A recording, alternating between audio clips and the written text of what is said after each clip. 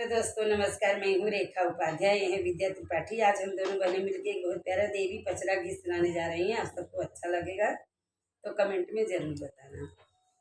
लाली लाली डोलिया से उतर देवी मैया के करे घरवाना, बहिनी ले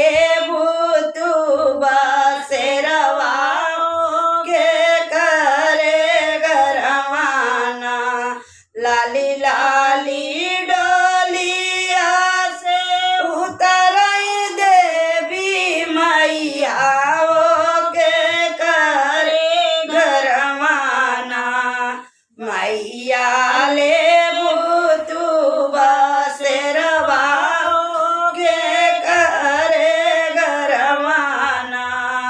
हाथ जोड़ी पैया पड़ी तो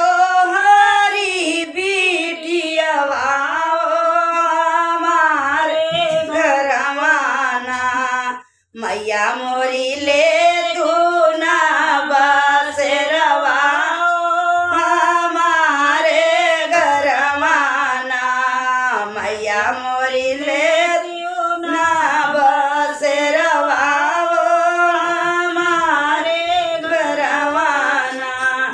कब से ही जो तो हरी डगरिया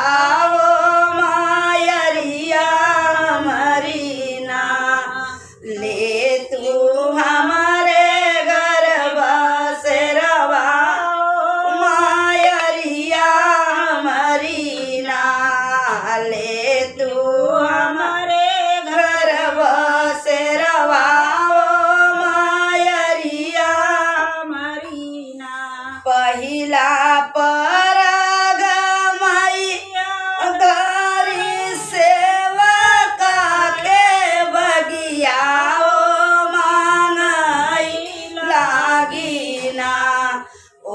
दानी बिया कछैया मांगई लागिना, ओ दानी बिया की छैया मांगई लागिना। दूसरा परग मैया दाइली दुअरमा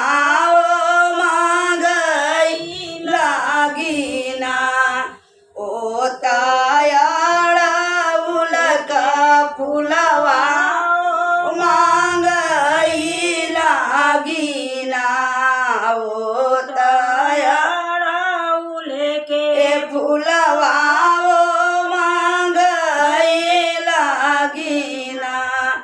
तीसरा परग मैया दाइली ओ सरवा